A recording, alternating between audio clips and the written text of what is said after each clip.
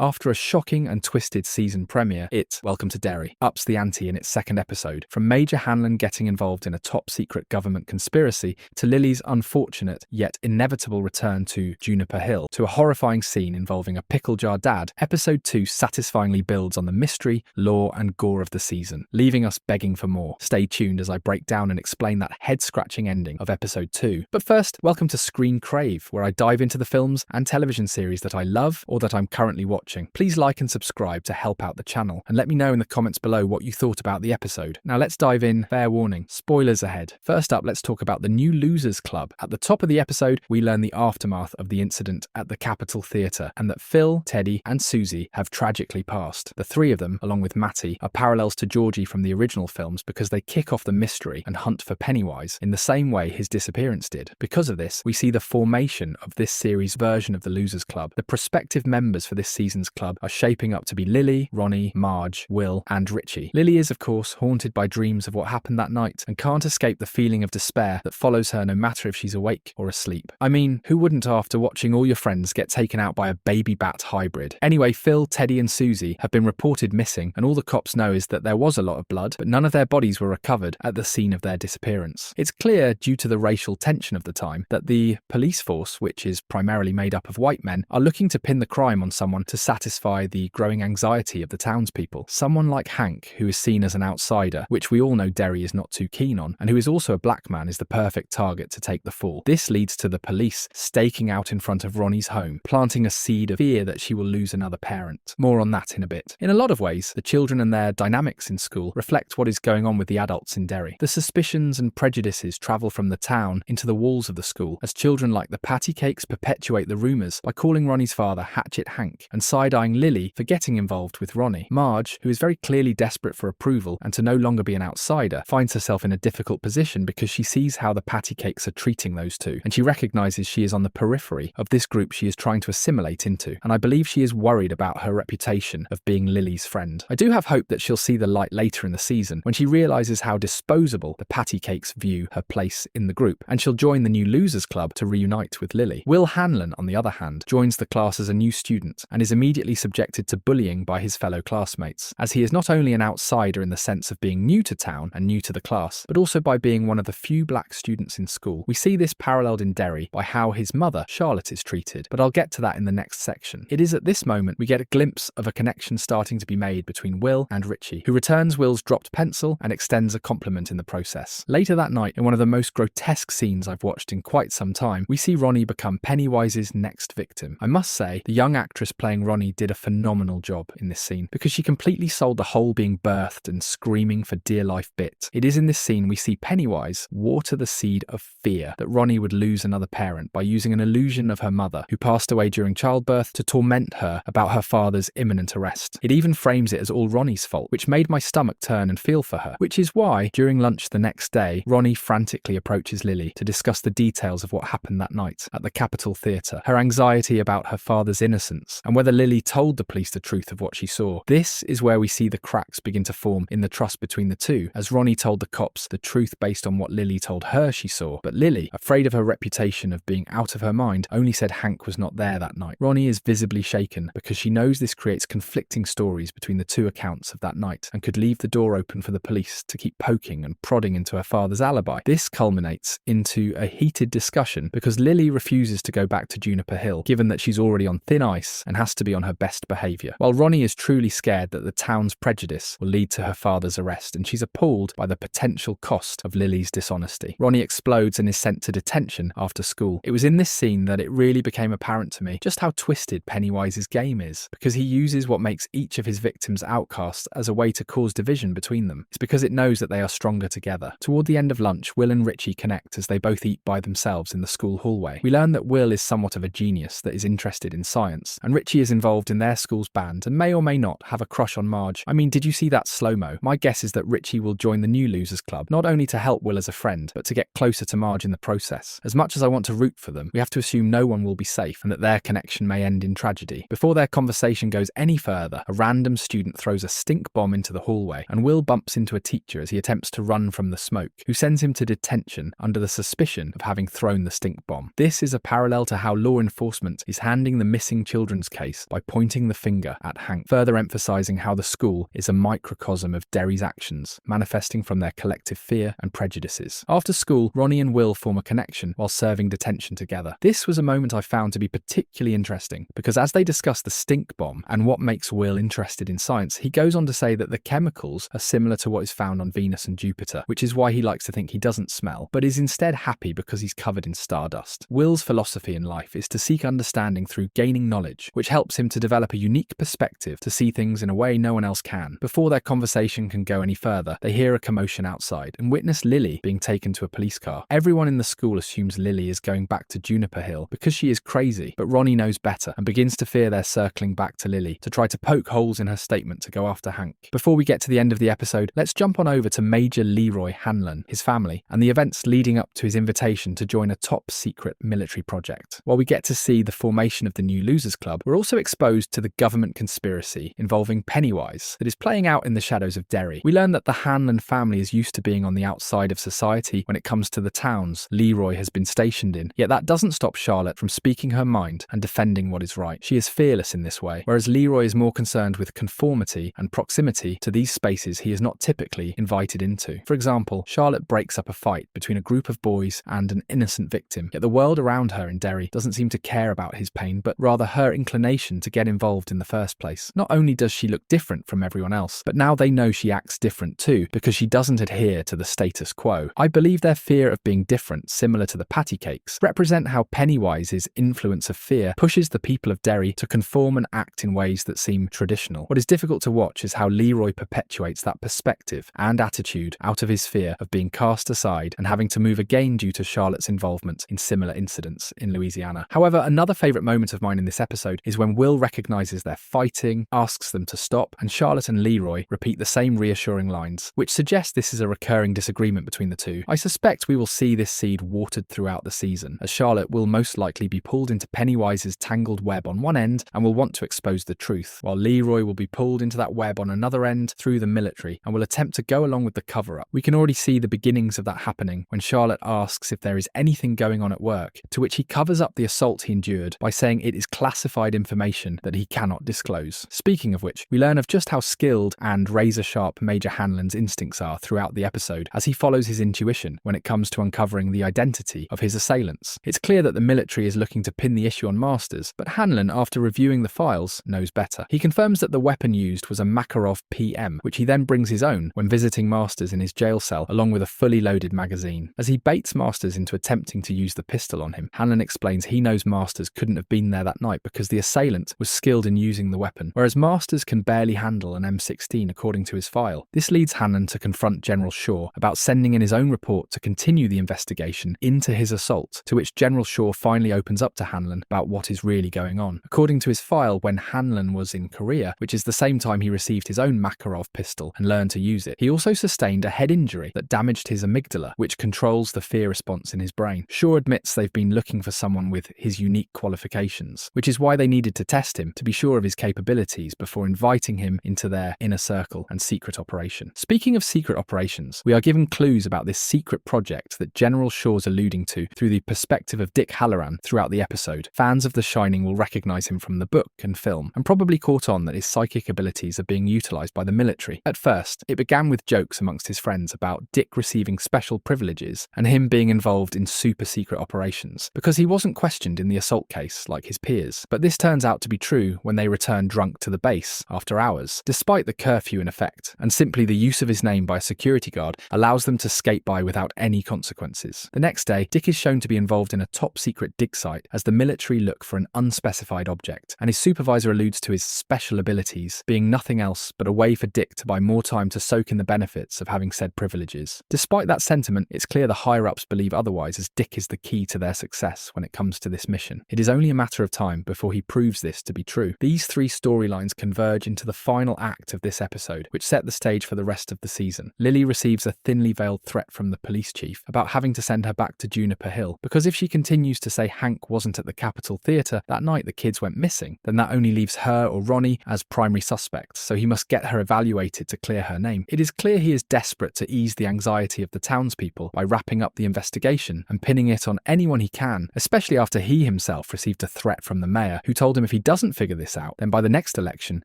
they will find someone else who can. Corruption not only runs deep with the military, but also the local politicians and law enforcement, as they don't care who gets hurt as long as they control public perception. As a result, he tells Lily he'll rephrase the question by asking if she could be absolutely certain he wasn't there. This leads to Hank's arrest and Ronnie subsequently running to Lily's house to confront her, pleading through angry tears why she would betray her, to which Lily claims she was tricked. I suspect it will take a lot for Lily to win back Ronnie's trust, which may create some friction and issues down the road when the new losers starts to officially form. Lily's efforts to maintain the perception that she is sane and avoid Juniper Hill are in vain, as her simple trip to the supermarket is turned on its head by the influence of Pennywise. She is increasingly tormented by whispers and an elaborate illusion that turns the supermarket into a labyrinth of fear. She reaches a dead end where she sees a box of cornflakes, which not only contain pictures of her missing friends on each shelf, but also the mention of Pennywise in the corner of each box. A little side note, it was funny to see that the cereal is labelled as being fortified with iron, which is a thinly veiled reference to blood, and the missing children being nutritious for it. She attempts to run away, but is trapped on all four sides by aisles of pickle jars, and encounters the horrifying image of her father's dismembered limbs in each of the jars. This gives the audience more insight into the nature of his accident, as he was most likely pulled into the machine he was fixing and was dismembered as a result. The jars fall to the ground and his remains join together into an octopus creature, which causes Lily to let out a blood-curdling scream as it approaches her. In an instant, the supermarket manager snaps